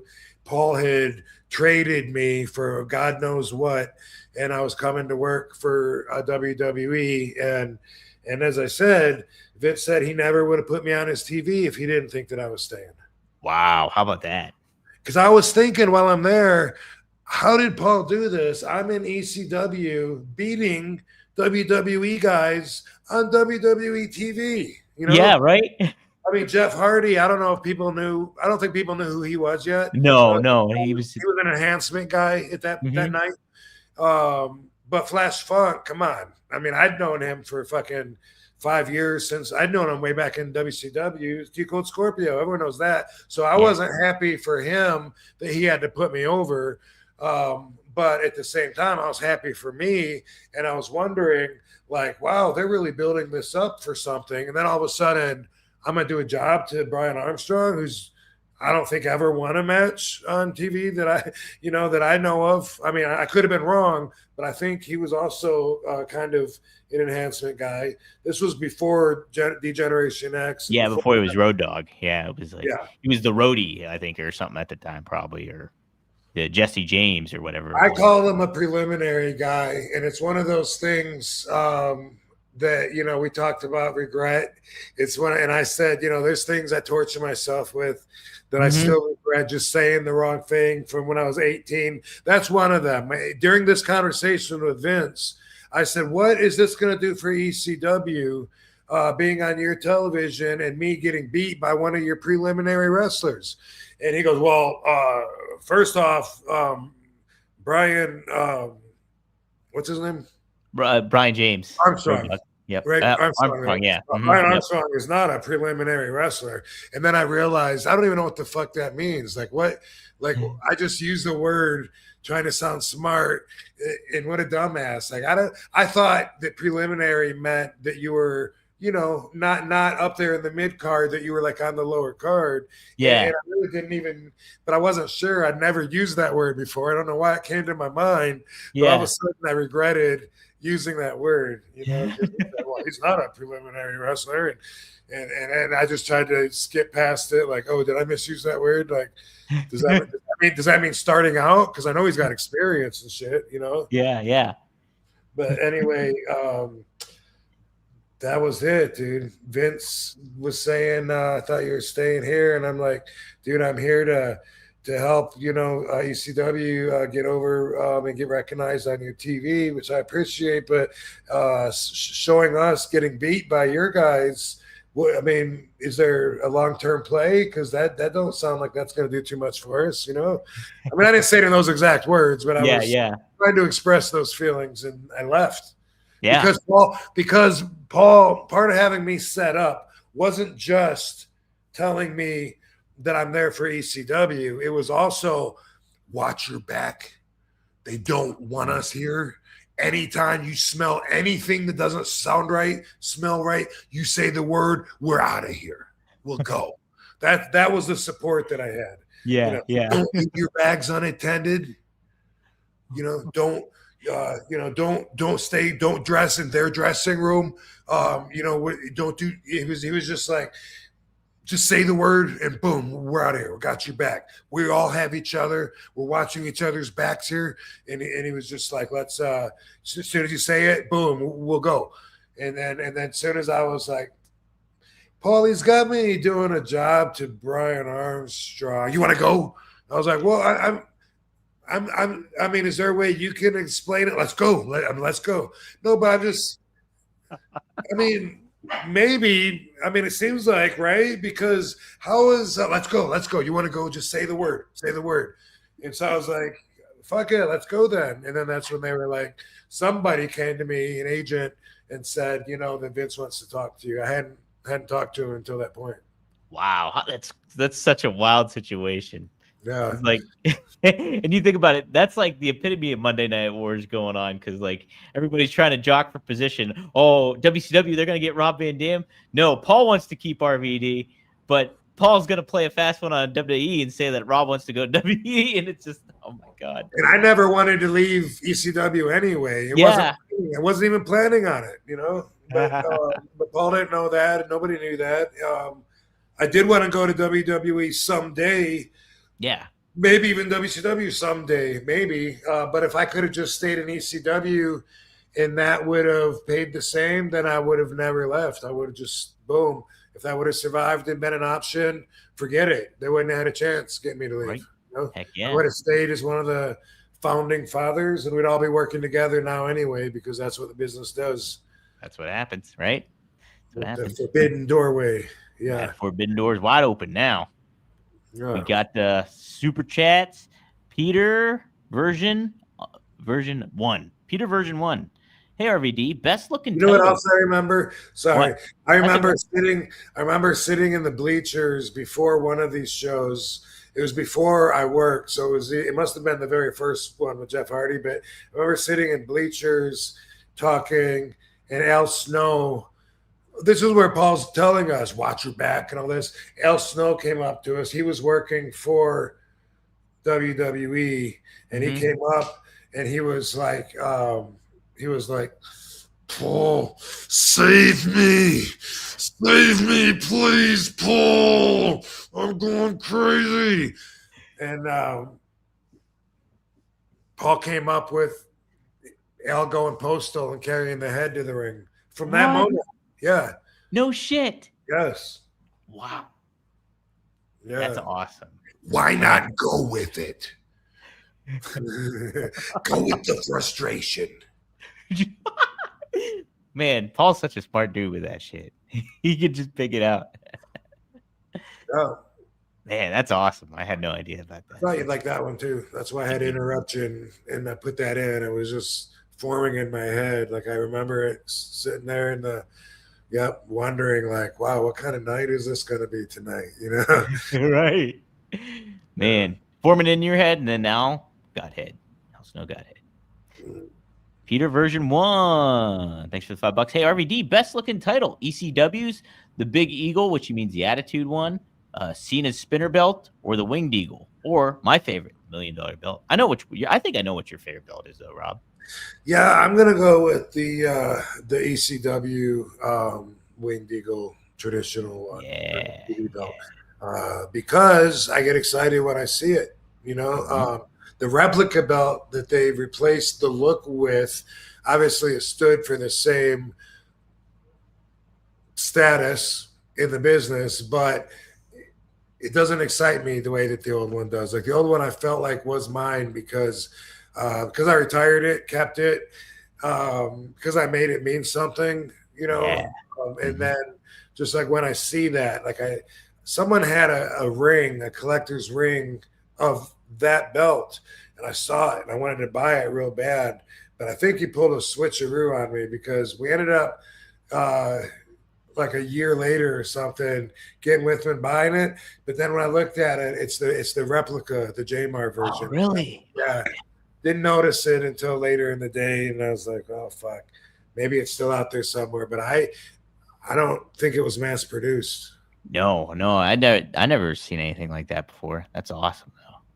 Jeez, that would have been nice to have that ring though. Lady Niece brought it to a signing, and I was like, dude, I feel like that's supposed to be mine. Like, that's my belt. That's so cool. And then we got scammed. Got good old scammed. Maybe it was a mistake. Maybe he thought we wanted that one because it was like maybe that. Yeah, because maybe he was thinking that's the one you liked or something. Maybe. Lady Nisa, she's a member of RVD TV for 6 months already. Congrats on the Christmas twins. Oh, thank you very much. Yes, good luck sleeping. Yeah, that's the number one comment everybody says. You know, get all the sleep in you can before the babies come, and get used to not sleeping. And that's going to be a major change in both of our lives. Like, yeah, for sure. We sleep 8 hours, we're still foggy all day. That's not enough, you know. That's not enough. I know that is going to be the huge adjustment for you guys for sure. Yeah, it's like, man. Oh, yep. No doubt about that. I had to get up at 9 today because I had to do these interviews for the UK. What time did I go to bed though? Oh man. Yeah, I don't know. I think it was like 10. So I probably still got like 11 hours or something. You still got a decent amount then in, right? That's what we do. Yeah, we sleep a lot. And now she's in the hospital. She's trying to sleep, but then someone walks in her room and turns the light on every few minutes to, you know, test her blood pressure or pulse or talk to her about something. You know how it is. Yeah. Keeping the tabs on there. You guys will get used to it eventually too, but I'm looking forward to her coming home though. Like we totally didn't expect her to not be able to come home when we went there, you know. So. Yeah. I'm sure that was a little unexpected for sure. We're looking at like 5 more: Monday, Tuesday, Wednesday, Thursday. Holy shit. Only 4 more nights, including tonight. Wow. Yeah, right? How about that? What a week. What a week. Insane. But I still feel like I believe it when I see it. That's just my default mode. I don't know. Whatever you call it. No, it's an exciting time for sure. I thought both Jay and Vince gave some cool insight about being dads too and stuff. I thought that was neat last week. Seth, thanks for the $5. He says you don't want to go job to a 20-year-old on AEW for your last match. No, probably not. I don't want to know my last match is my last match. Yeah, I like that. Yeah, that's the way. And that could change. But that's how I feel now, and I felt that way. Maybe always. At least since I remember thinking about it, that's how I felt. Yeah, absolutely. Did Sabu feel that way too for the most part too? He just didn't want to know when his last match was going to be. No, he did. He wanted it to that. I mean, that's why there was that big buildup for his match with Joey Janela. Yeah. No. What's Crockett? Jelly Nutella. I think that's what Nutella. What calls him. Nutella. Jelly Nutella. Jelly Nutella. Yeah. But anyway, I mean, that's what that whole match was about. Was he was like, I'm gonna have one more match, and it's gonna be it. And even before that, he already felt like he was done. You know, when I wrestled for Noah, they were trying to get me to talk Sabu into coming over and tagging and just standing on the apron. And he was just like, no, you know, I'm not done. I can't, you know. I was like, come on, dude. I mean, it'll be good money. You don't have to. He was like, nah, I'm done. And so. You know, he said he didn't think that he'd be able to handle the flight because he'd be uncomfortable. Yeah. But I did want him to. And then you know, that whole idea for a year before that match with Joey, he was saying, you know, in the whole documentary, that's what it was going to be about. It was going to be about him training to have just this one last match. And as soon as he had it, then all of a sudden he felt like I got more in me, you know. Yeah. Maybe I'll make it a retirement tour and I'll do boom, boom, boom. But even having that idea projects the thought of wanting to have the last match and know that it's the last match. No, I get what you mean. Yeah. Even though you keep extending that feeling, you're not saying I want to leave the door open. Yeah, because I was thinking maybe he had the mindset after he had the match with Joe. Oh, I'm just gonna still keep kind of going, and like when it happens, I'm done. He's always talking about I'll do a tour of closed doors. Yeah. Of closing the door. Closing the door. Closing the door. Basically, yeah. That's the way I see it. Yeah, absolutely, right. You might not know this question, but Triple E asks this. So, any Robert Karplus stories, and has RVD seen me act, Dom act? Yeah, I don't think I've sent you anything of me acting before. Number one. Yeah. So no, I don't. You haven't. I haven't seen that. Yeah, I don't have. I guess I have a short film I could kind of show you. I was a lawyer in a short superhero villain movie, which was kind of fun to do for a student film. That was like 10 years ago in Philly. I did that. Whip it out or it doesn't exist. That's true, right? Don't exist. Show it to us or you're lying. That's it. All right. I guess I'll have to send it out. I'll send it. How would I have Robert Carpelli's stories? Who's that? So Robert Karplus is my co-host. I do for Rumor and Innuendo. He used to write for WWE back in 2005 when you were there, actually. And so I think he's definitely interacted with you before, but it's been over like 20 years since you guys probably suit and tie. They're all the same. right. There's the wrestlers, and then there's these suits and ties that run around barking orders that were sent down the food chain to them. Yep, right. That was the mentality back then. But yeah, at some point you guys will cross paths. Maybe we'll see. Here we go. Pat Raymundo. Thanks for the Canadian $2. Eh? What city had the best weed in the 90s? You know, this comes. There's a few different things I want to say about this. So let me start with something very special happened on my birthday, actually, and Donald Trump signed a rescheduling of marijuana on a federal level. A lot of people might not realize how big that is, but that's been the number one point behind me advocating for 30 years and even joining the fight to make people aware is the fact that in 1970, Richard Nixon made the controlled substance list, and he put marijuana as a Schedule 1 temporarily. Schedule 1 means absolutely zero medicinal benefit and the most dangerous drug for you, for society. Boom. Schedule 1 is the worst. That's where you have heroin and acid, by the way. Schedule 2, a little safer, a little bit better for your body and for society. That's where you have meth. And that's where you have cocaine. Schedule 3, now you start talking about the pills that all the boys like to take. Percocets, Vicodin, Somas. What they've done is, first off, by making marijuana a Schedule 1, when Richard Nixon did that, he said temporarily while he made the entire list, marijuana, we're going to move it when this study comes in. I sent for these fucking idiots to, come back with a study. They come back with the study, and he threw it in the trash because it didn't go with his agenda. And it said marijuana is safe.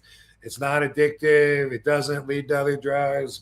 Everything, just like Mayor LaGuardia did back in the 40s. Anyway, throws it in the trash. And so since 1970, even though we have over 40 states that have medical programs with cannabis and they sell it for the purpose of helping people that get the benefits from it, even though the federal law, which is the stronger countrywide rules, has still insisted my entire lifetime, Since I was born in 1970, they have said that it's non-medicinal.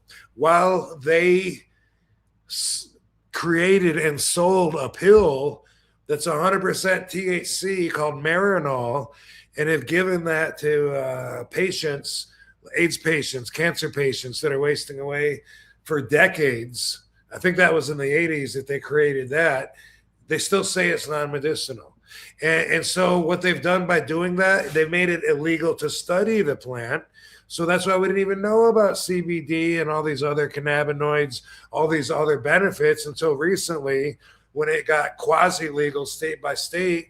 And then people with enough balls to go against the federal government started studying it and experimenting and utilizing the different properties of it. So now, for the first time in 55 years, they're saying, okay, cannabis is also medicine. So just by saying that, now we're going to be looking at it, studying it on such a bigger level. You're going to find there's over 100 different unique properties to the plant called cannabinoids, and you can separate them, and you can get so many different desired effects. And this is why they wanted marijuana prohibited. It could replace 80% of pharmaceuticals. We're going to find that out. Wow. It could also replace a bunch of multi-level conglomerate worldwide big companies, and that's in material. That's when it comes to the hemp, and that's when it comes to being able to use it to replace plastics and be able to place vinyls, and you can eat it. You can use it for paint, for clothes, but also for anything. You can build a car out of hemp and use hemp seed oil as fuel. Boom. Henry Ford did that in the 40s. Holy shit. I didn't know that. Yeah, he introduced it to the World Fair in Chicago, and they decided to go with a higher profit in saying, fuck the planet. Let's use gasoline. And there was a patent on nylon that was a factor around that time too. I think in 37. And anyway, look it up though. Henry Ford made a car out of hemp, and the thing is, it was like 3 times as strong as a normal car, but it only weighed like half as much. What? Like yeah. I could be off on what I said, but there was some outstanding facts, something like that, and I think I am right. Anyway, it's been an agenda against this, an agenda against Mother Nature my whole life for the purpose of profit. And just by Donald getting it rescheduled as a Schedule 3 now, admitting that it does have medicinal properties, that's a game changer. That's a world change. All the dispensaries that sell weed, it changes how they pay taxes. So wow. they can get treated like any other legal business instead of getting fucked in the ass and having to bow down to shady dealings just because they want to sell cannabis and make it accessible. But yeah, we're going to be studying the medicinal effects, and that alone, you're gonna see that if there's stocks to invest in right now, I would think cannabis would be a pretty good place to look. The future's looking pretty good for the plant anyway. So I wanted to mention that. Speaking of weed, that's huge. 55 years. It's been completely non-medicinal, which is a lie, but that's the lie they use to lock up so many people, sell their house, and take their lives. Wow, man, that's crazy. And so I guess, does that amp up then the fact that maybe it would open up the door for maybe more states to legalize it, across the board? Yeah, it's all going to be related because that makes it a less serious offense. Mm-hmm. Yeah. And because it's going to be treated as something that's more acceptable and a little more common, and people are going to understand why it's so common? Why so many people choose to use it if it's so dangerous? Because now they're going to get taught it's not as dangerous as we were saying before, Right. Yeah. Yeah, that's awesome. Heck yeah. Yeah. Well, what cities had the best weed in the 90s? Do you know anyone? Oh, so here's the other thing I was gonna say. Uh-huh. And this could go off. This could go down a minute and come back down a rabbit hole. Okay. Maybe it should. Somebody asked about doing an RVDology on for the Christmas spirit. Right. I wanted to talk about that for a minute, and I don't like to do RVDology as much when I have guests on, because then I feel like I'm putting them through it, and I don't feel like they should have to to listen to it. So, but hold on, I dropped my lighter and it disappeared. Let me grab. That's okay. As Rob does that, let me promote Greek Glass here. Greek Glass, they have a Christmas special going on. 25 days of Christmas for Greek Glass. New product sales each day. Week 1, you get 20% off. That's December 4th, so that one's over. But go to GreekGlass.com, see what they got going right now for you. And you get the RVD 420 collectibles on there. So go to Greek Glass. There's a lot of cool RVD glassware you can check out, too. So be sure to support that. So heck yeah. And Barbie is here, too. Yes. Barbie says hi. Lovey says hi. Yeah, Barbie and Lovey, double dynamic duo. Yes. The pooches. So, this is how this ties in together. The question reminds me of the RVDology that I wanted to share. It's my perspective. So, you know what? The best weed, here's the thing about that. If it's not a fact, everything is subjective.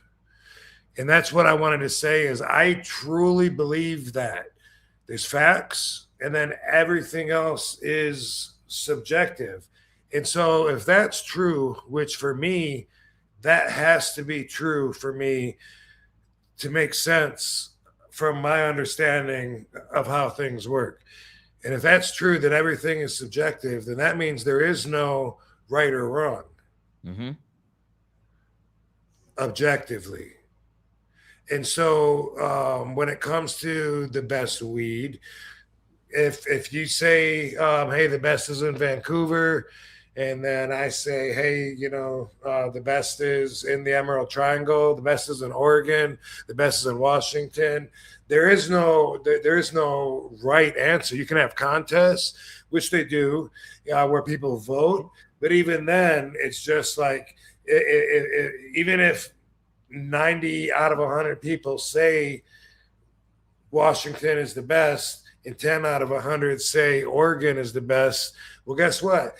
Even though one of them clearly won, those 10 people in Oregon, they're still correct because they believe that that's the best and their opinion matters. And that's the point that I want to say. That is basically, out of all my RVD values, I think this one is probably the strongest. I think, and when I say that, I mean, I think that it's the foundation behind all of my thoughts and perspective. It comes from a place where it's a fact to me that everything is subjective. You say this is best, I say this is best. You say this girl's hotter, she says this girl's hotter. I say, oh, you're crazy.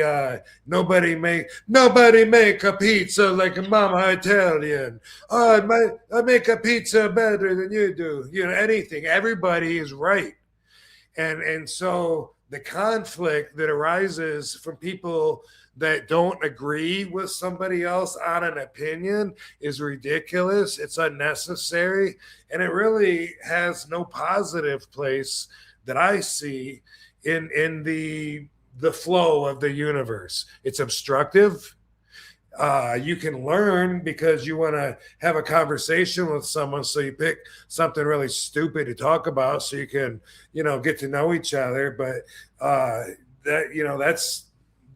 that's one way to look at it positive if you want. But again, I think you got to be below a certain level to be at that level. If you're above that, and if you're above that, and you see that opinions are subjective to everybody, but to have the empathy to be able to respect and appreciate that someone else has a different perspective than you do, even if you don't like it, even if you don't agree with it, but you just have respect for it and the fact that it looks different from where they're sitting. That is a major tool and a major value to have when it comes to socializing, and when it comes to just dealing with other people. That's missing in a lot of people. When we recently were arguing over the Roger Jackson thing, and all these horrible trolls came out, you're a piece of shit, you're a piece of shit. You know, like these horrible, hateful people sending this and feeling like they're in the right? Right. Because they didn't like my opinion. Again, nothing positive comes from not admitting that everything is just subjective. And so your opinion has value. You know, you're worthy, Dom. So if you think that A Few Good Men is the best movie ever, then I respect that, just that you love the movie that much. Doesn't mean it has to be my favorite movie. Yeah. Doesn't mean I have to tell you you're wrong. You're fucking stupid. You're a piece of shit. But and this is where it's relevant right now. It's Christmas time. Christmas has always been kind of depressing for me. Not just Christmas. I had a great Christmas as a kid. You know, I loved getting the presents. My parents were great. But, you know, now I think, first off, this time of year, it's dark. It's fucking cold. The days are really short. It's a depressing time of year. And when it comes to Christmas, I've experienced it being more of just a commercialized reason to be under high pressure, you know, especially if you feel like you feel obligated. You have to go out and buy presents for certain people because either you know they're getting it for you or you just know they're expecting it or whatever. If you're not really into that can be a lot of stress. And of course, everybody is out, at least that's how it used to be. I mean, now everyone probably just orders on Amazon, but used to be traffic would be crazy. The malls, every store packed. Everyone's trying to get the good deals on everything, and that's stressful. And so for me, I want to say this is, you know, my perspective here, but whatever Christmas is to you, there you go. Make it what you will, and you have the power to do that. So if for you, if it's something that you really don't like and you can't wait until it's over, I give the power to have that fucking perspective. Even if your family tells you you're wrong for it, you're not wrong. It's your opinion. It's subjective. It might be a problem with certain relationships. You know, they might not want to be with someone that feels that way. That's a whole nother issue. But you definitely have the right to your own feelings, to your own opinion. If Christmas is your favorite time of the year and you love decorating your house and your yard has a huge Santa in front of it and boom, boom, boom, all this shit, boom, then good. You know, good for you. You're right too. And that's great that you have that source of joy and that attachment that'll bring about that vibration when you think of Christmas. Either way, you're right. It's subjective. And so, you know, what is it really? I mean, it's when Christ was born, allegedly. It's the winter solstice, right? Fucking darkest time of the year. So at least after this week, it'll start getting lighter earlier. Right. Yeah. And each minute, right? That's a good thing. Oh, I don't know about all that. Sounds good. Good. But, you know, and it was a religious thing, the Mass of Christ. Originally, that's what it was. So when it comes to whatever it is for you, you just make it what it is. Think about that. It was little baby Jesus being born, and then it was Santa and reindeers. And so now, if at this point, if it's just a time when all the family is together and you just love, being around everyone and being happy and sharing that love, then that's awesome. And if you really aren't into it, that's awesome too. I've never been a holiday guy. I feel like every day is a celebration for me. And when I say never, I mean as an adult. As a kid, they were great. Now, when we were told we're going to have babies on Christmas, I heard Christmas music and it didn't bother me for the first time ever. Because usually it's kind of annoying when I hear it in stores or whatever. And this time I heard it and I was like, wow, it's not bothering me. And like, maybe that's a good sign. Maybe it'll be fun. Maybe I'll lie to my kids and tell them there's a fat man coming down the chimney. I don't know. What do you mean lie, Rob? I don't think I will, honestly. That's the point. That I probably won't, but I know that's what people do. But Santa's not real. I mean, I can't imagine, like fooling them, and they trust you so much with everything, and you're like, oh, there's a big fat guy on the roof. I don't know. It's pretty fun though. I can see from an uncle perspective when my nephews believed in Santa and all that stuff. So even as a kid, I loved it. But then also for some people, it's about music. I remember we would get out of class, all the different grades at Paulson School, 3rd and 4th grade. Maybe did they have 2nd? 3rd and 4th for sure, different grades get together, all sit in the gymnasium, and they would have movie screens, and they would put the lyrics to Christmas songs, and we would have to fucking sing that. Why did I have to sing Christmas songs? I'm not a singer. Why did I have to? I had to sit there with everyone else, and see those J bells ringing. Bruce Jingles singing along, whatever it was, but the teacher would come by if you're not doing it and tell you to, like, so if that's what Christmas is to you, then fuck, some people ring your doorbell and stand in your yard and sing to you. So for them, it is about music. I guess they're spreading joy. To their perspective, whatever it is to you, I give you permission to be that. I'm okay with that. Make Christmas what it is. Everything is subjective anyway, unless it's a fact. Yeah, I like that, Rob, because you're right though too. Anything that you kind of like when you talk about RVDology and stuff like that, it is very much my perspective. Your perspective. But then on the top of the thing, like somebody gives an opinion or like something that maybe they believe as a fact, it kind of gives me pause now when I think about stuff to give it. Or is that a fact? Or is that their perspective? And then on top of it too, you kind of have empathy for that person because of maybe they have a different viewpoint because of what they've been through or what they've gone through. So that's their viewpoint on this opinion that they have. And so I think that aspect where it kind of gives you pause to think like, oh, is it fact or is that subjective? I think that's a good starting point for all of it. So yeah. Start with everything is subjective. And then go from there because a lot less is fact. That's a good point too. Mm-hmm. Yeah. How about that, guys? That's a good RVDology, Rob. That's a damn good RVDology. Cool. And happy holidays, motherfuckers. Happy holidays. All right, we'll hammer through these super chats and then we're gonna close on out. Peter, version 1. Thanks again for the $5. RVD's final match. Let it be both wrestlers' final. RVD versus Rey Mysterio. That'd be a great match. That would be that, and then I would know that I was going to have a lot of fun in the match. So that would be cool. That would be not always fun. Sometimes it's fun afterwards, but it's a lot of hard work. And then afterwards, it's like, whew, that was fun, pulling it all together. But when working with Ray, that's fun from the beginning to the end. Man, yeah, that would be an awesome one. I'd definitely do it.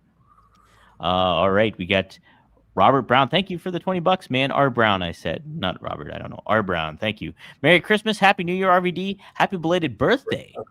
Thank you, sir. Thank you for that. Yeah. Smoking a hog leg filled with dabs for you. Met you in Cincy in 2011 at TNA. I'm considering a foray into pro wrestling at 40 after years of martial arts. Any advice? Well, obviously, the martial arts is going to help you a lot. Any previous sport helps somebody in wrestling. Just being an athlete at all over someone that's not. But some of the physical, especially body to body kind of sports, like martial arts, like amateur wrestling, those are going to be probably the most useful, out of all of them. So that's cool. Advice: I decide what you want out of it, why you're doing it, and then once you answer that question for yourself, maybe even write it down and put it somewhere, because sometime you might have to go and open that up and remind yourself what you're doing it for. Ooh, man, that's great advice. Heck yeah. And at 40, don't let age get you worried either about it. I think you just know your body and know what you're capable of doing. Just get yourself prepared for it too. My brother Marcus, he started training at 38. So there you go. Right Yeah. there. What does Marcus want out of it? Does he want to be world champs? Does he just want to have fun with it? Is he fucking around? Is he trying to see where it goes? Do he got goals, A goal, I think he wants to, at the very minimum, he would like to be like on NWA. I said AWA. NWA, I think he'd like as a minimum goal for now. What about JCW? He would definitely love to do JCW for sure. So what's he do it for? Like, what is the reason that he's doing it? I think he just because he really likes doing it. I don't know that his main objective. That's an okay answer. When I was just giving that advice. Yeah. If you're doing it because you love it, then you'll have a lot less to complain about when it comes to some shows not being as favorable as other shows. You can still love it. If you're doing it for the money, good luck. You know what I mean? Yeah, right. You're doing it because you want to be famous. You want to live the rock and roll lifestyle. Well, that was me, but then I was 15, 16, and still had my whole life ahead of me, not 40. So it's important. And sometimes you may lose, you probably will lose sight of, what the fuck am I even doing here? I know a couple of times my momentum came to a complete stop. I think I've talked about that, when I was young and green and got reamed out by some veterans that told me I was never going to make it. And they just crushed my whole self-image and had me bawling. And, I was, that happened at least once or twice. I can remember, where I was like, what the fuck am I doing? I should have went to college. Fuck, man, I fucked up. I shouldn't be here. I don't, and then I was like, fuck those guys. And, that was one of the obstacles that I had to overcome. And that's why I say it'd be good. I think a good advice if you're starting out, especially if you're 40, what are you doing it for? Right. Mm-hmm. Yeah, exactly. But there is an answer. I'm asking it, but there really is an answer, and only he will know it. So write it down, fold it up, stick it somewhere, because someday you may forget that. You may think you're doing it for a different reason, and it might help you to remind yourself of why you do it, because maybe you're feeling upset about something that isn't as important as it is to others, and you get confused and lost in that. It's a good way of being true to yourself. Yeah, that's a great way to handle it too, I think. Man, yeah. Great advice, Rob. Man, you're doling out the good RVD stuff tonight. It's the holiday season. I'm all given, Daddy. You're right. RVD Santa Claus going on. Maddie's got a little quick zingers here. These are some good ones too, Rob. I read them already. Okay. Just got hospitalized due to a peekaboo incident. They put me in the ICU. That is funny. Okay. Dad, can you tell me what a solar eclipse is? No sun. Okay. That one took me a minute. That took me a second too. Yeah. And then he's like, is NXT the new ECW? Kinda. What do you think, Rob? Well, first, hold on. Let me go to that dad Kitano solar clips. It reminds me of a meme on Instagram. There's a little Asian boy, and he's holding the hand of an Asian adult, and he says, "Yeah, right. You remember, I know you've seen this one." And he says, "Dad, why do people say that all of us Asians look alike?" And then the adult looks down and says, "I'm not your dad." Something to that effect. Yeah, I'm like, yeah. It says who he is. I'm your neighbor or something. Yeah, I'm your neighbor. I saw that too at Poppy. Yeah. Is NXT the new ECW? No. I don't think so. I don't think so. How so? I mean, I don't see. I'm I trying think to. in the manner, so I would go back what it would be 12 years when NXT kind of first started. That was kind of like the new ECW in the manner that it was the alternative option. It was like, ooh, if I want to watch some really fun wrestling and good fun storylines, like originally it did kind of have that, and they were kind of like outsiders on WWE, like when they came out and did some shit. But I don't think so right now. I think they're just more like, I guess, more like Ohio Valley, bigger because they got TV and all this shit. But I think more like a farming territories as far as like go there if you want to go up to WWE. That's a good, good place in the doorway. But I mean, I can't really make it. I'm trying to assimilate it to ECW. Having what you said in mind, like when it first came out, kinda, but it's not the. I mean, AEW is a lot more when it comes to pushing the envelope, especially with being hardcore and going in that direction, and going away. That direction is away from like kid friendly kind of stuff, but I don't think NXT is. No, I especially nowadays, I don't think it is for sure. It's like it's the third brand of WWE, but I don't think you can make a whole lot of comparisons to be in the ECW of today. Like a different style earlier on, and like it kind of was a little bit more edgier in the 2013. So in that realm, maybe it was a little ECW-esque. But now I would say no. Dude, wouldn't that be something if JCW got a TV contract in 2026? How about that? That'd be sweet. All of a sudden they're on TV, and then boom, that makes them like legit one of the top promotions.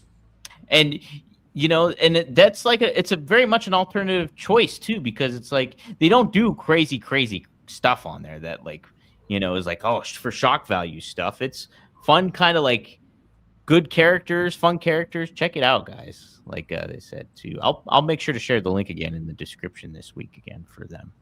Let me see. Devin Dowling has an interesting question. He says, "Who would RVD book for Dom? I guess me to face in my last match, and how would it go? But my last match would be my first match." Yeah, one of the same. I'd book you against your brother. Yeah, I think that would be the best one. There we go. Yeah. Is he your older brother? Younger. Younger, right. Okay. Yep. 16 months younger than me. Taller than me, though. Death has made his exit, but he did share this. "I'm going to look at the lights. Have to catch the rest of the stream on replay. Merry Christmas to all. Ho, ho, ho." Heck yeah. Right on, dude. Tell Venice Beach we said hi, or wherever you are. Hit them Christmas tunes up. Check out Seth's stuff, everybody. Go to Venus Beach Dub Club, I think, on YouTube, and then check out his Instagram too. Type in Venus Beach Dub Club on there too. All right, 2 more, and then we're no, actually we got 3 more. Okay, here we go. Dude, you saw the bots with NXT where the wrong girl became champion, right? Yes. Well, Thea Hale. No, was it Thea Hale? I can't remember her name. I think it was Thea Hale defeated. Yes. Blake Monroe. It was that's one of my pet peeves. In fact, if you listen to me enough, you know that I try not to have pet peeves. Yeah. pet peeve is just having a reason to get angry, and you have one and you're just waiting to get angry. So it's a pre-planned anger. That's stupid. But one thing that bothers me a lot, let me put it that way, so I'll try to get rid of it, as a pet peeve. But I can't, though. I can't, because when I see it, it pisses me off. And it's when someone doesn't get their shoulder up on a kick out. It's so lazy, and and they 1, 2, and then they'll just like kick their legs. And I point it out to Katie all the time. It happens so much. I'm always rewinding it. And I'm going, watch, they got pinned. The match is over. Watch. They don't get off of them. All they do is kick their legs. Their shoulders are still down, and the person is still on top of them. And I'm always showing it. And that's what's wrong with the fucking business right now, is that they don't. It's their mindset. They just think about their fucking part like it's a movie, instead of feeling like they're in a fight and feeling like it's like they're competing, and that changes everything. But anyway, so I saw that, and the girl, one of them, doesn't get her shoulder up, and then she gets counted down. I don't know where the heat fell on that. Hopefully not the ref, because I always think the refs should count to 3 if their shoulder doesn't come up. I mean, why not? Right. Mm-hmm. Isn't that what Vince always wanted too? He's like, if the not always, but yeah, more than not, because Vince really believed in credibility. That's why he liked everything stiff and liked everything believable. Shit, what was I just gonna say about the one that happened? The onus should have been on the referee. You were hoping it wasn't going to be on the ref. You didn't hope they get the fault for it. You said you're going to say something else too with it. Yeah, I don't know why Vince just came in, and now I can't picture anything except for. But anyway, this is what I was going to say. Vince liked it credible. He liked it stiff. He believed old school that all that was good for the business. You want people, to be drawn in and it to be credible, but there would be cycles for shit like this where we would have a meeting and it's like introduced like as a new rule, just like a dress code, like you're there and then all of a sudden, you got a meeting and you all show up and they're like, hey, we're going to start implementing a dress code. Now you got to wear fucking slacks, a button-up shirt, and dress shoes. I know it sucks, but, we want to represent company, boom, boom, boom. It was just like that one day, boom. And it's like, hey, so we need credibility, new rule from now on. If you don't get your shoulders up, then boom, the referee is to count down 1, 2, 3. So it's not like an always rule. They put more emphasis on it, like throughout cycles like that, routinely. Like it'll come back around and it'll be like, okay, good. But I've always felt that way, though. Felt like that it makes the ref look bad if the ref goes 1, 2, and then like the shoulder stays down, but the person on top that had them covered for some reason slowly gets off of them, and then the ref slowly gets off too. It's like, what happened? Yeah. Not good. So, I hate it too. So it really bothers me. It's one of the things that bothers me more than anything. So here's this match, boom. And then the girl, when I saw it, I didn't know it was a botch.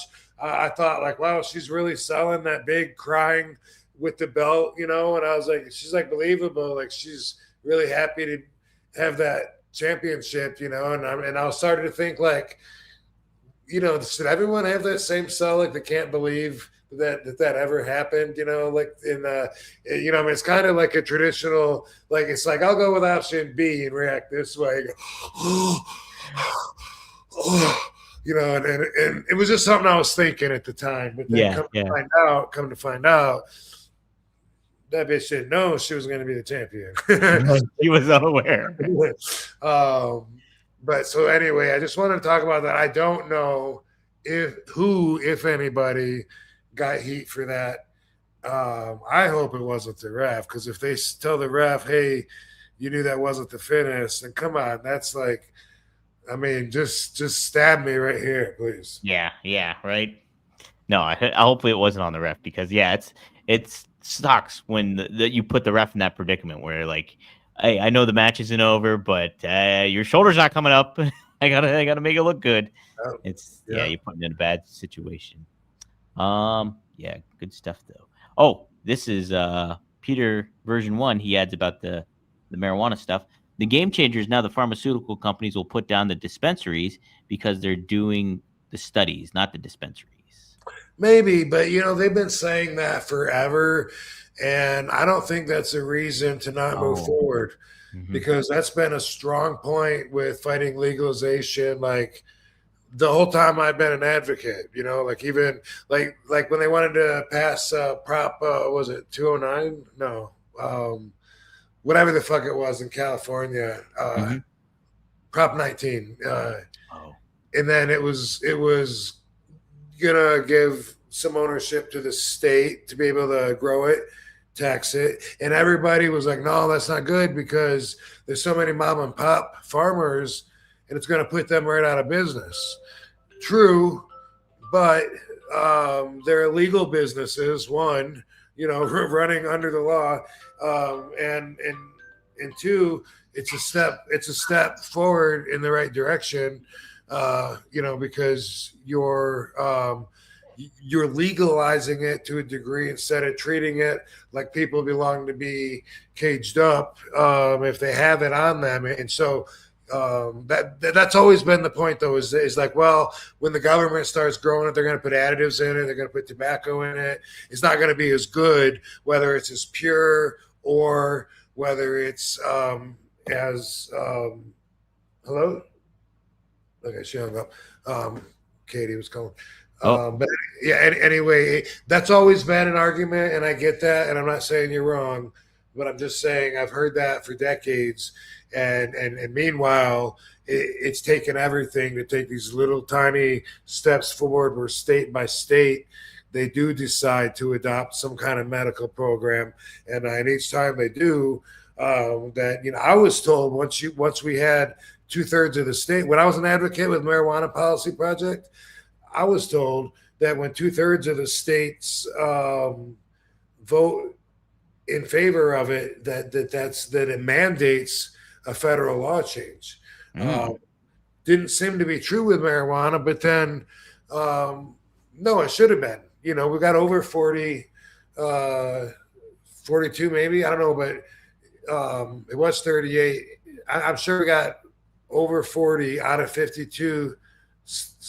50 out of 50 states so that's 80%, and that at least that have, and the feds haven't changed until right now, but for years I'm like, what happened to that rule? Which maybe that wasn't a rule, but I was told 2/3 mandates federal change, and that was mandated by sodomy, I believe. But yeah, sodomy, I guess, was prohibited, and then that's what one of my mentors in the Marijuana Policy Project told me. Anyway, Rob Campia, that the sodomy was like prohibited until 2/3 of the states wiped it off their books, I guess. What? That's crazy. Yeah. Holy smokes. Jeez. Yeah. But again, just like when I said Brian was a preliminary wrestler, I'm kind of spreading stuff that I don't know for sure if it's true or not. You're not sure there. But anyway, yeah. So to his point, that's always like some of the pushback that moving forward gets is people saying, no, it's better now, even though it's not legal. Mm-hmm. Yeah. I'm sure it just opens it up for that possibility to happen. I'm sure like where good things can come from it all. So at least it's taking a step forward for it at the very least. So, all right. Two more. Here we go. Maddie says, like Paul Abdul said, sometimes it's 2 steps forward, 2 steps back. Is that what the cartoon cat is in that one? Yeah. We go together because opposites attract. That's it. Yes. You know it. Yeah, I know it. Maddie says it's 104 degrees on Christmas in Molliwop. Pool air conditioner is green. Oh, okay. All right. 104. That sounds nice. If it's 104 in Vegas, is comfortable as fuck. Yeah, man. It is not 104 in Pittsburgh right now. It's more 40 degrees Fahrenheit in Pittsburgh. R. Brown, he follows up. Thanks for $20 again, man. He says, thank you for the advice. I'm doing it for a lifelong passion and love I've had for wrestling first, and everything else is secondary. As I was young, I let family talk me out of it. Don't want to have the what ifs later on. Right. And that's a damn good point, man. You're guaranteed to fail if you never try. That's it. Mm-hmm. So good for you, man. Stay healthy. Good luck. Yeah, yep. Man. Stay healthy and have fun with it because it is fun. I'm sure you'll get the itch. My brother got the itch. His only plan was just to do one match. That was it. But then he got hooked on it. So cool. All right, Rob. This has been a fun one. We went way over our planned time. We always say we'll do it short tonight. And 45 minutes. We're gonna do it short. And no, it's 2 hours. Yeah. But I'm very happy for you and Katie, Rob. Yeah, and, this is the last time we'll be all together, Van Dam fam, without me being a daddy. How about that, huh? God willing, because tomorrow is not promised, and y'all know that's some RVDology shit right there that also forms my perspective. But as it looks like Friday is the day to extend the family. So hopefully everything will go as planned. And Merry Christmas, everyone, and peace out, ho ho hos. I like it. Thank you all for tuning in, all the regulars and all the new folks chiming in. Appreciate all the feedback that we get here. And be sure to like, share, subscribe, rvdtv.com, Rob Van Dam's YouTube channel. Check out GreekGlassRVD420.com. And Blue Chew, support Blue Chew is our sponsor this week. I'll put an ad in for them too, so check that out. And more to come here. But update too. We are not going to do a show next week because Rob's going to be a dad. So I will put some stuff together, and we'll have a special episode for next week. And but we'll see you next time here on One of a Kind with who? It's Mr. RVD. Yeah.